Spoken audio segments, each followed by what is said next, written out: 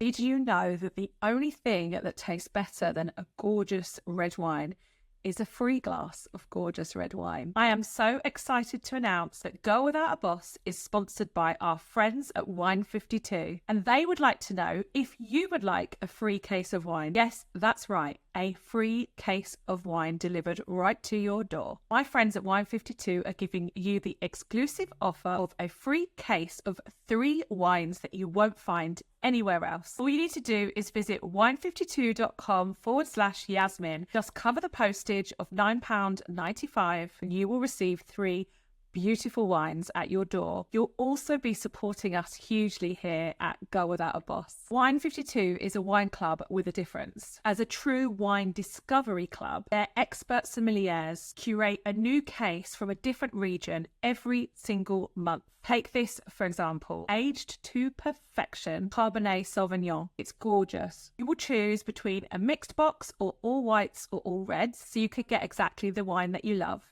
And even after your free box of wine, if for any reason you want to, you can cancel anytime. So remember, that's wine52.com/Yasmine to support us here at Girl Without a Boss. Let's get into the podcast. Welcome back to Girl Without a Boss podcast. This is the second episode of season 1. We shine a light on women's personal stories about finding their version of freedom and success. In today's episode, we're going to talk a little bit more about being vulnerable in public and in online spaces, and the risk and reward that comes with that. So, Danielle, you're doing something very big in your business and your life at the moment.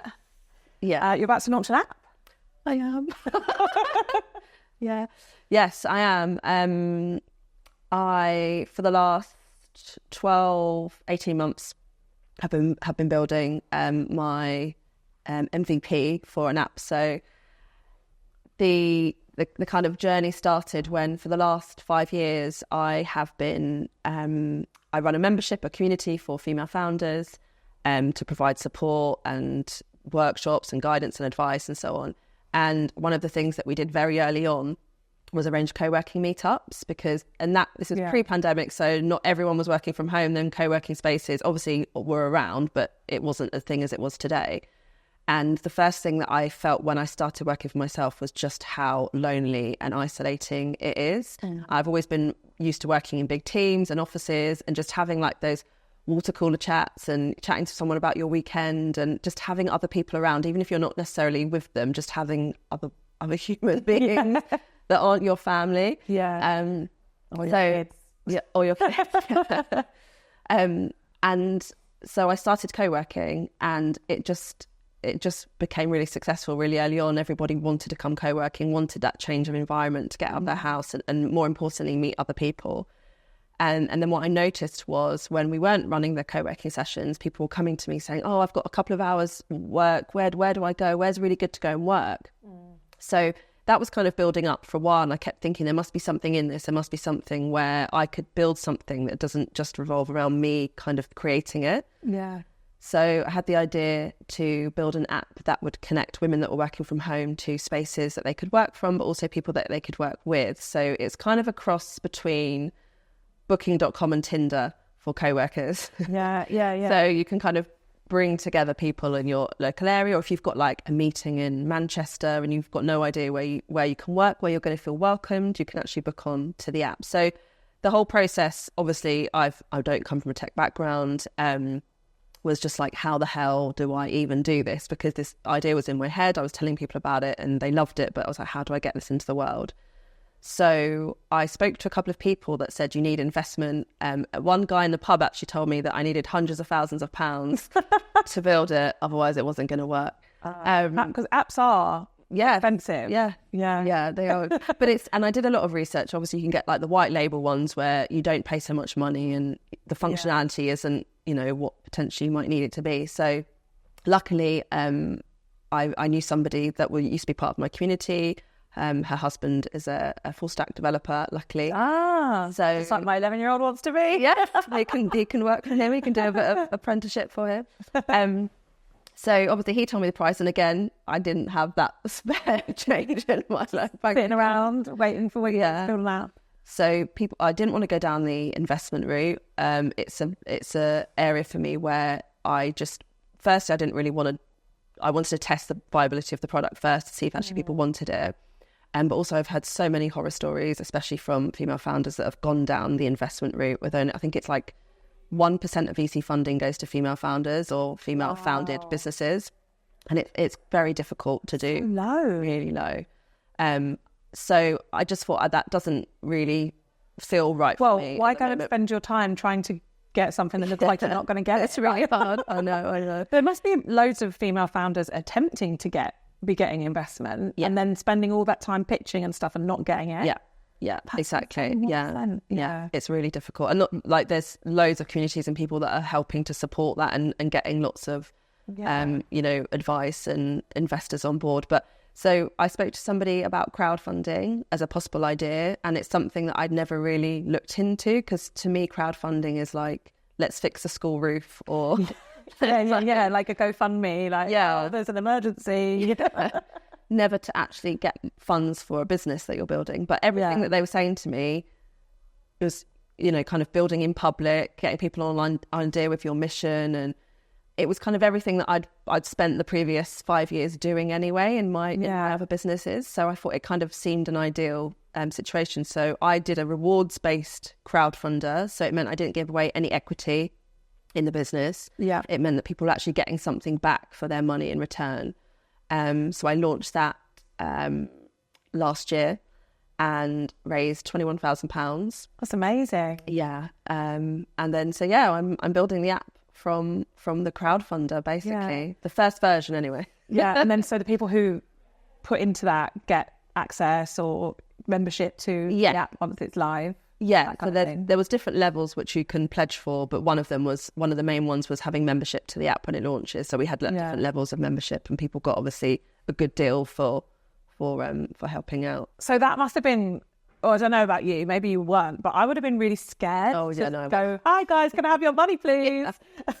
Yeah, I think that was the first hurdle that I had to overcome. But I think for me it was thinking that people were getting something in return. It was an exchange of services. People weren't just kind of giving me money for charity and then not getting anything back. But it is, you are basically asking people money for an idea that's in your head. It's very different for having a physical product. A lot of people crowdfund if they have a physical product, which is something that they can see. Mine was, I've got this idea, so I had to kind of get that out, and that was quite difficult. And everyone the people who invested must have really trusted you, have experienced something about your business before. Was it people that had been to your events and that were involved in your community already? Yeah, I mean, it's funny actually, when you look at the analytics after you do the crowdfunder, a lot, obviously there's pledges from family and friends, but a lot of the support came from people that were just outside of my network, people that I didn't really know that well, but maybe had connections with people that I knew. That's really interesting. A lot of the time people would come across, a LinkedIn post or something on Instagram who have never met me before, never seen me before, but then, would pledge like £500 to be a sponsor or something. So that was really shocking to me, because that was like people actually had that trust. It shows that you communicated your idea and why it was needed so well, which I think goes back to the fact that it was born out of what do I want, what do I really need, and it's all like such an authentic journey that people, if they resonate with you, they think, oh, this is really good. And it's really, I guess it's, to those people, it becomes obvious that it's going to be a great app. It's going to be really usable. But I've never done anything like crowdfunding. And it would be a really scary thing for me to put it out there. And obviously, I don't know, I've got a touch of perfectionism. How would you sort of think, right, well, my idea is good enough and ready enough that it's good enough for people to invest in? I think I would drag that out and really struggle to know when that point was. I'm not like that. I'm complete opposite. I think that I'm kind of like the messy action. Like if it doesn't matter if it's not ready, let's just go with it. So I think it was just about kind of putting out there into the world what my vision was for it. And I know it was something that obviously people really needed, because I knew I needed that service. So it was just about kind of just being honest in that this isn't ready yet. This is what the first version is going to look like. If you kind of believe in my bigger mission with what I'm trying to create, But I mean, it was the most terrifying thing I've ever done, and the hardest thing I've ever done. But it is so nice that actually by doing crowdfunding rather than investment, I feel like you still have the freedom to do what you want to do with your business. And I obviously I only really know from Dragon's Den. But the minute someone invests in that kind of level where it isn't clear, like you're investing to get a membership and that's the transaction. The minute someone invests because they've got a lot of money and they want to invest and they want to make money back, or they've got experience that they want to come and impart on you, like they do on Dragon's Den apparently. The minute that happens, you presumably, I would imagine, start to lose a little bit of control over your business. And I know that, decisions would have to be like partly, you'd have to take input. It wouldn't just be, it wouldn't just be me, there'll be somebody else. And I think that for me at the beginning, I definitely just wanted it to be me kind of figuring it out, and that later on down the line, if I want to go down the investment route, then that's an option. And I think because I've crowdfunded and kind of tested that market and proof of concept, hopefully that will do well then but definitely in the beginning I didn't want to kind of have someone else on my case being like KPIs where you reach with this target. I was like, let me just get on with building it. Exactly, especially with tech, so my background, I'm a project manager and I've worked in tech for a number of retailers, but within that I've done like software, front end, back end, like all of done every part of operations and selling and websites and that kind of thing, and also had input into apps. And it's a process. And I think especially like that, like something like with an investor or something, I don't know, they probably have pressure to launch by certain dates, because I know certainly in my world you've got to make compromises as you go along when you're building. Nothing goes to plan in tech. Exactly. That's what I've learned. Has it been a stressful or like difficult journey, or have you mostly enjoyed it? It's been a mix. I think I was on a real high after the crowdfund. Luckily, we just finished the campaign just before Christmas, so I took some time off because I think actually I burnt myself out, if I'm completely honest.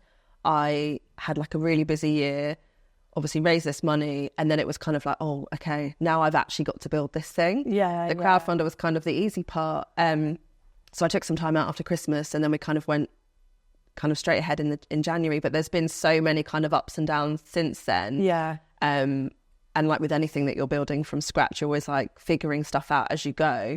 So it has definitely been like one of those crazy journeys that I'm just like, what am I doing? But I absolutely love it. And I think now we're getting closer to the launch. I'm really excited about putting it out into the world. But it is still like nerve-wracking because I feel like there's this pressure still of it being something amazing, because I've had so many people kind of get involved with it as well. I am a little bit like, I hope they like it. And that thing about you which you said was the thing that attracted you to sort of doing crowdfunding, and that people are with you along the journey. But I guess having those eyes on you along the journey it's a level of like responsibility and pressure as well. I think I'm really, really lucky that the people that have supported us, I think we had like 430 people pledged towards the campaign, but obviously there was thousands more that helped and shared, and kind of the ripple effect that it took. So everyone has always been so supportive and amazing in kind of helping me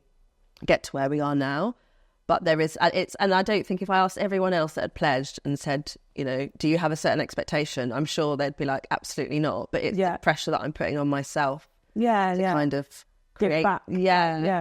That's like a scary thing, but I resonate with that in terms of my social media content. So obviously I've talked a lot about finance recently, and I share my story, and it's really weird. I feel I've let go of it a bit now because my journey with money has been so up and down. But I did feel for a long time that every time I was to show up on social media and talk about my finances, I needed to be sharing how they'd improved. Right. And I have a few products that I sell, but generally there's no transaction between me and my audience in that part of my business. So it's not like a monetary responsibility, but I like to help as many people as possible, similarly to you. And I like to be able to I don't give advice because you can't give advice on finances, but give like guidance and show people what I do. Yeah.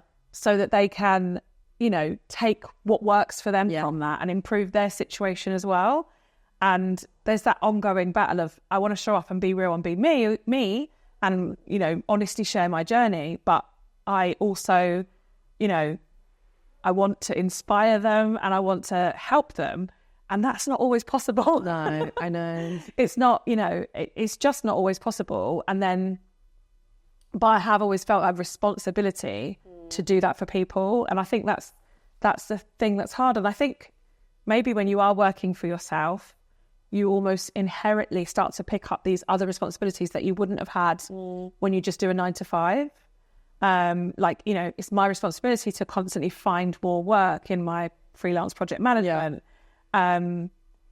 Maybe those responsibilities are there, but I definitely felt like even when I was in my 9 to 5, even if there was a chance of being made redundant, which I never was, there's always that risk. Yeah, there's always but I don't think you pay attention to that risk when you've got a day job. You just kind of plod along with what's there in front of you. So how did you actually get the courage to quit your job, your employed job in the first place? Proper job. Yeah. So I think I knew I wanted to for quite a few years. I think in 2015, when I went back after mat leave from my daughter, I said, I want to be out of retail by 2020. The COVID almost did that for me. Yeah. When that hit, I was like, oh, this is what I had. You predicted. Premonition. But yeah, I definitely knew I wanted to move out of a career in retail. I don't think at that point I knew I wanted to work for myself or what I wanted to do. But funnily enough, years before, I had set up a marketing company when I was like 19 or something. I had loads of like sponsorship from my local council for like young entrepreneur or whatever awards. And I met a guy as part of what I was doing who ran a proper, like, I wasn't making much money. It was like, I was just starting something. And he like already ran this thing, had loads of money. And then years later, after I'd had the kids, I bumped into him in the street and he went, what are you doing now? Have you made millions? And I looked at him like, what? Because at that point in time, I was working in my retail job. I had one kid, I think. And I was working part-time in a pub because I didn't have any money. And I just was like, what do you mean? Have I made millions? And he was like, well, you're an entrepreneur. Like, and to me, that's what you do.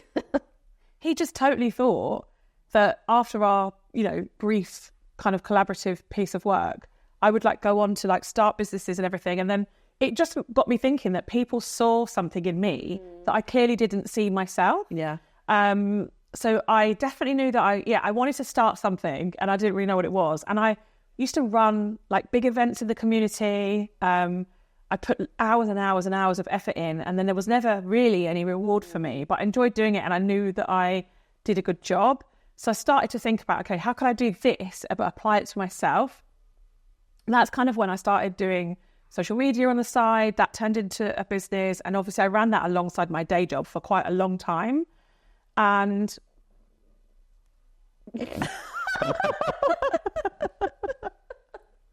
I burped again. Well, it wasn't a burp, it was like in my stomach. Anyway.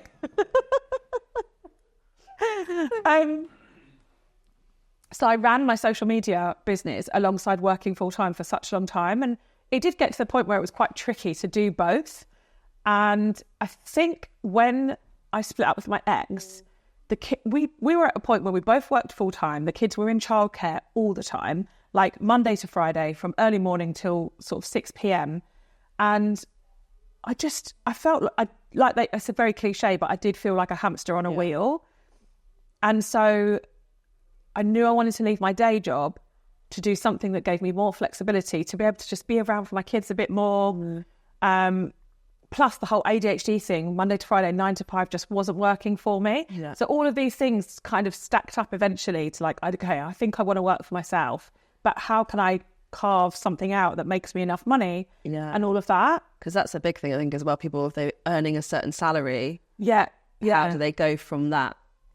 Exactly. And because so it was project management, I was quite good at it and I really enjoyed it and I still do it on a freelance basis. But my career was, progressing quite nicely. I'd gone from, since from when I had my daughter in 2015 to 2020, I'd probably more than doubled my salary. And actually, by the time I left, I was a portfolio manager and I was earning over 70K. And that's a lot of money, It doesn't go that far in London, but it is a lot of money. And to just say goodbye to that was actually quite, it was really scary.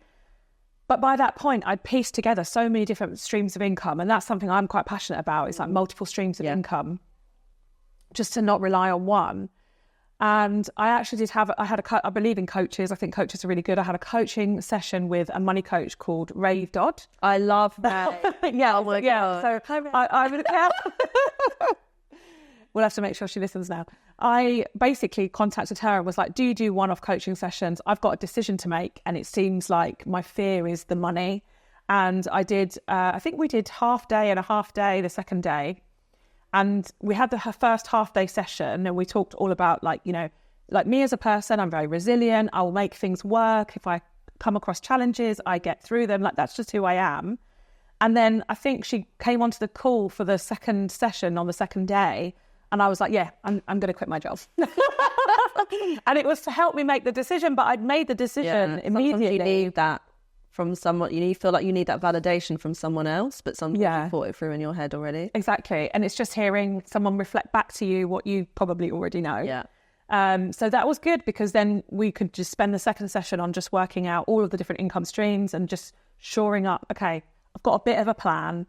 I'd got out of debt, which was a big thing for me. And it was one of the driving factors. If I can get out of debt, I can pay my ex off so that he pay him off, pay my ex some money so that I can have the house to myself and not have to have him on the mortgage and everything.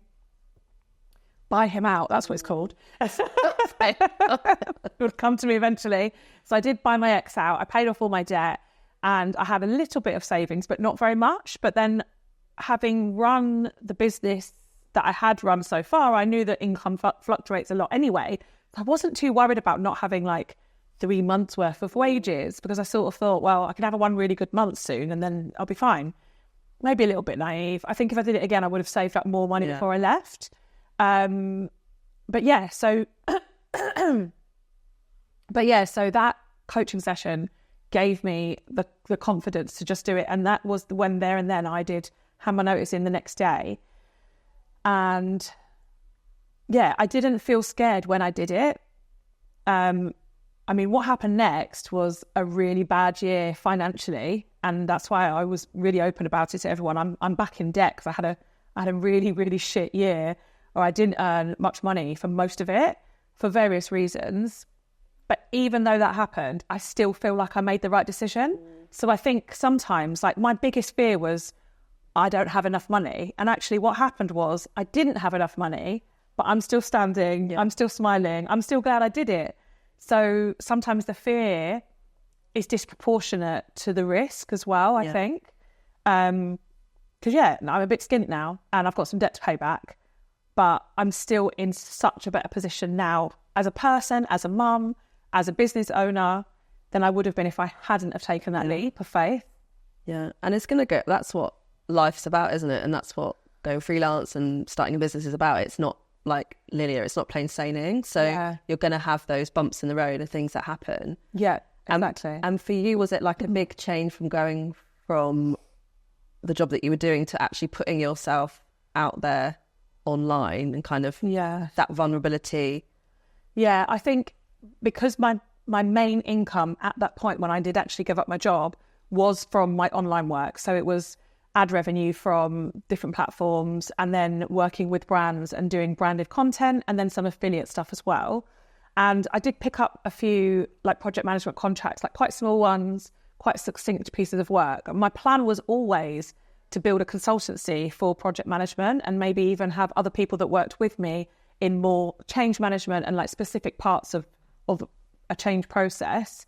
But unfortunately, almost immediately when I quit my job and had the ability to be completely freelance, my children's dad like basically exited their lives. And they'd been with him 8 nights a month up until that point. And that meant that I had 8 nights a month to myself for my social life, for my work, and all of a sudden that was gone. So I had so much less flexibility and freedom in terms of my time and energy, because having your children all the time and never getting a break obviously drains you. So I had to put the project management consultancy on the back burner because I just couldn't do everything. So I focused just on the influencing, and then that didn't go as well as it had been going. And yeah, that's kind of why it was quite difficult. And I think that was probably one of the hardest times in terms of putting myself out there online and being vulnerable, because I guess on the face of it, I looked like I'd made a really stupid decision. Yeah. I'd given up a really well-paid job that, to be fair, gave me flexibility. I always worked from home. I did 4 days, like condensed hours or something, I can't remember. But like, I had a level of flexibility. So a lot of people would look at that and go like, what more do you want, Yasmine? Like, this company's a great company. I love the job. I did love the job. But it was that desire of like, if my time and my mental space is my own, what can I do with it? So I had to do it. But then having to show up online and say, well, because I talk about my finances, right? Yeah. Haven't got that much money this month. Like, I'm going to have to cancel this bill because I can't afford it. When I'd spent the last year going up and up and up and like, wow, I've paid this credit card off. I've bought my ex out. I've done this. It was all so positive. Yeah. And then I just felt, and actually people didn't judge me. They were like, okay, cool, you do your thing. Most people, if they followed your story, appreciated it more as well, I think. Yeah. That's probably what's happening for them as well, with especially now, like cost of living and people's our mortgages gone up so much in the last month. Like, it actually makes my eyes water, but people are struggling. So you're just reflecting what probably a lot of people are going through anyways. So it's about how to manage that when that does happen. Yeah. And I think whilst I got out of the habit of looking for outside validation, and I can, as a content creator / influencer, I can genuinely say, I don't care how many people like my posts. I don't care what people think of me. But I did at that point feel like it wasn't that I was looking for validation. It was just, I think I felt I'd let people down and that I looked like a failure. And like, I was okay with it. I mean, I was skinny and unhappy because of that. But I just accepted it as where I needed to be. I needed to not stress about work. I needed to be with my kids. We were going through personal stuff, but I really thought that people had been inspired by me, and then I fell off the trajectory, and I was like, I don't want anyone else to fall off with me, and it's just silly because I am not responsible for anyone else's happiness. I'm not responsible for anyone else's career choices. But I think that there's always going to be naturally a level of that when you are sharing such a personal journey online. And I've sort of made peace with that now. Eventually I sort of shared, I've had to take loans out. I shared that I got universal credit for a couple of months. And that was helpful for people. Loads of people didn't know you could claim it when you're self-employed. Yeah. I just kept sharing. And now I'm at a place where I'm so like happy and confident that I'm doing the right things and I'm making the right choices and I'm enjoying my life and my work, that it doesn't matter. That's the bit that's inspiring.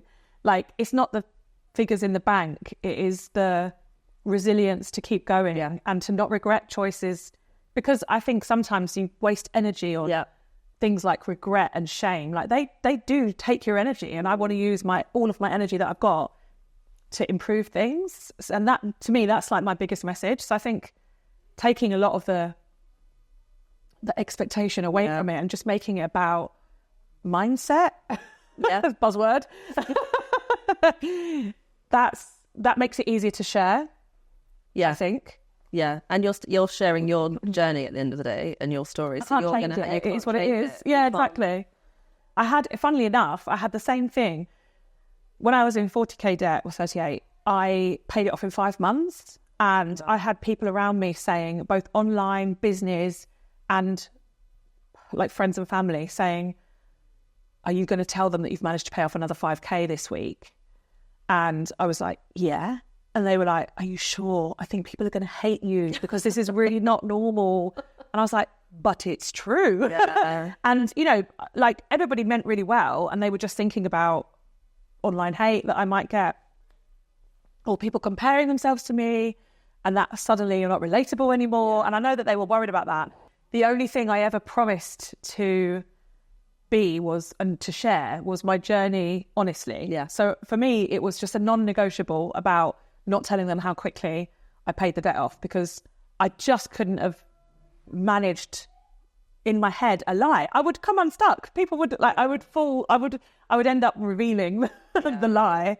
And then the same thing happened when I got back into debt. You know, people were like, oh, you don't need to tell them, just manage it outside of your normal everyday budget that you share. I was like, I have to tell people because it would be stupid not to, because that is what's happening for me. And my whole brand online is built on me being honest with no filter. Yeah. So we've talked a lot about the risks, the vulnerability and everything that we kind of experience as business owners and particularly online. But what's the sort of the positives? Like what is, you know, must be doing it for a reason from your perspective. Yeah.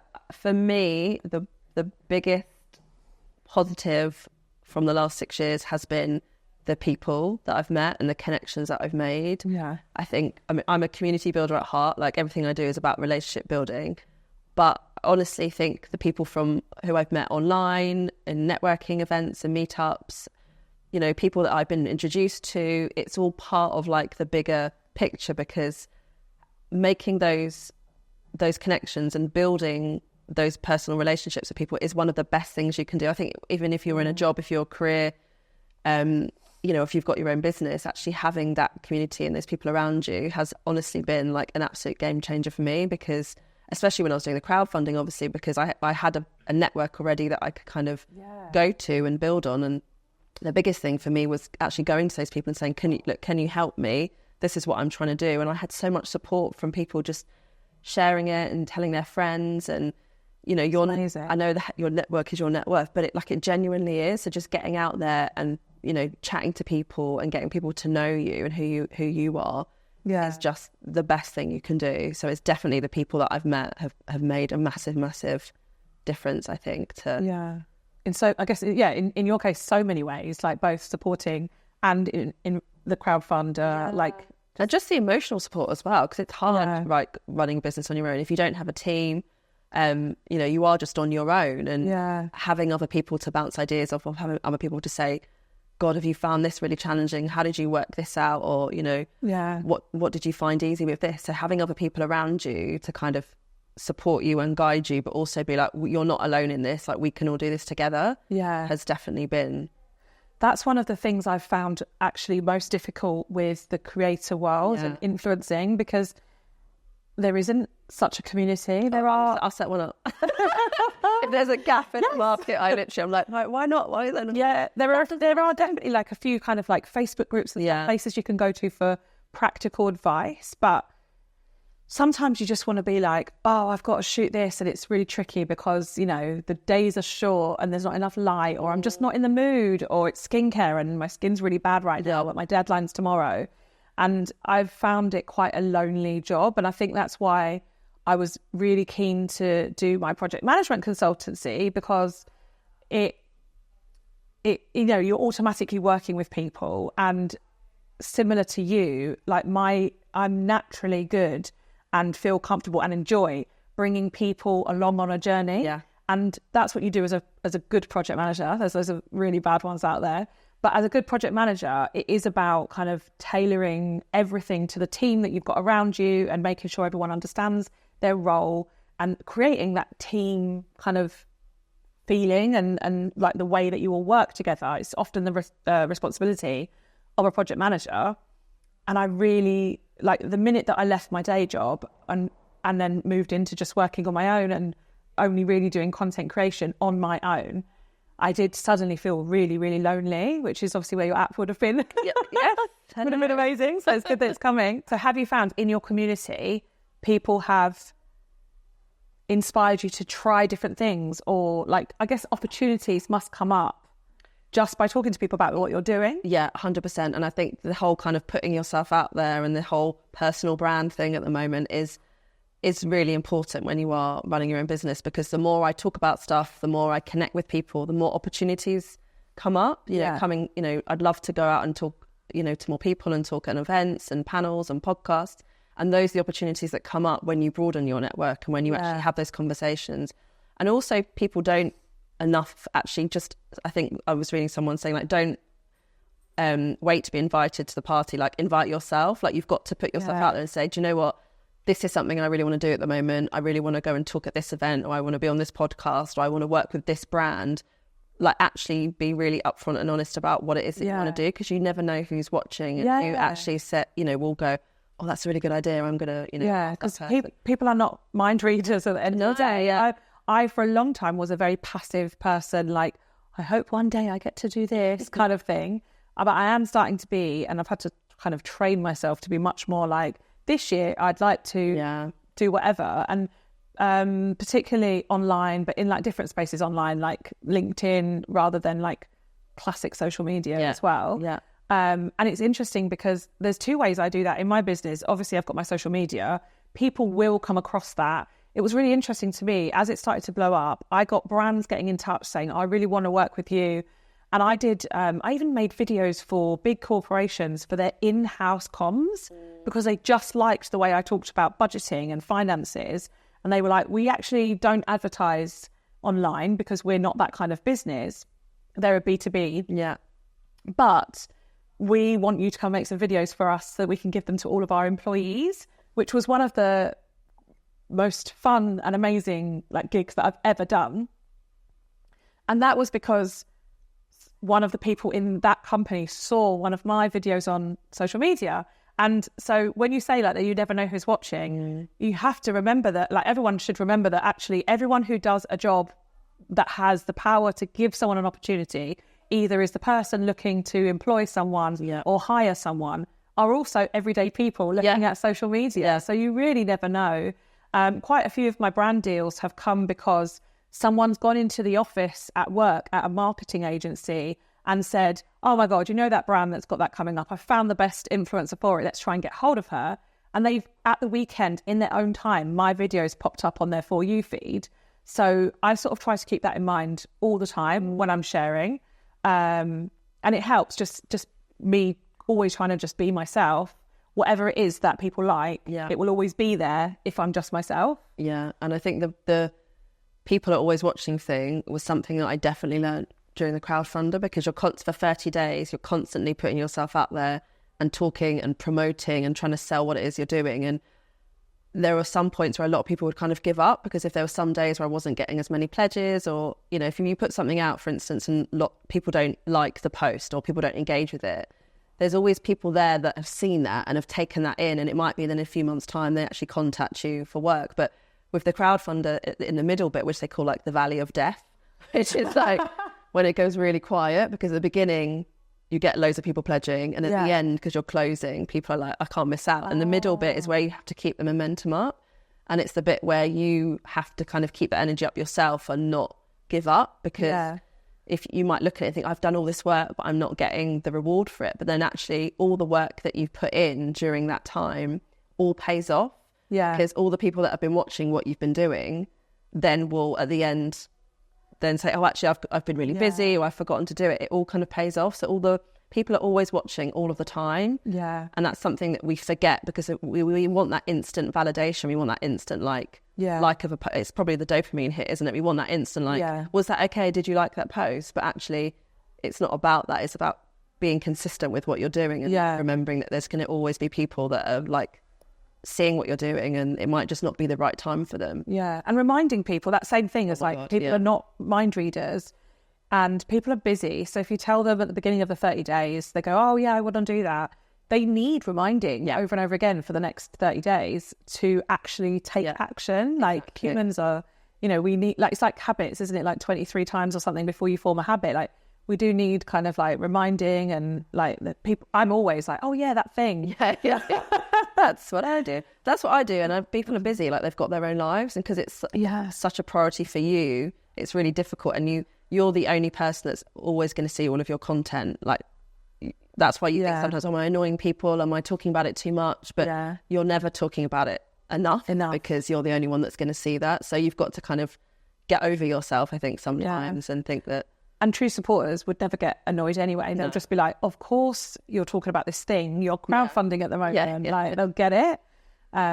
It's really interesting because I notice I'm in such a different space where I'm so much more positive about this kind of like making connections and the networking thing.